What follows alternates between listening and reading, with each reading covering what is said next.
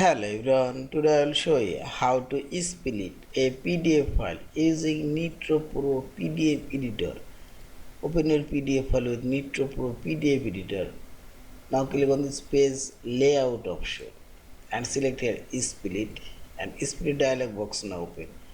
You can split your PDF file by bookmark, by page range, by file size. I will split this PDF file with page amount.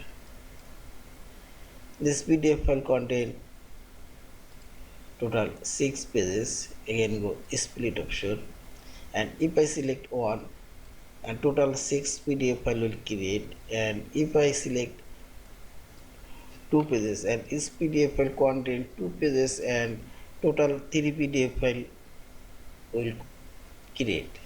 See this,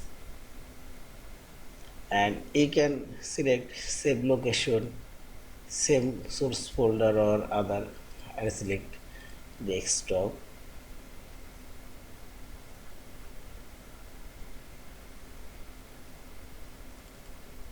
Now select OK and select split,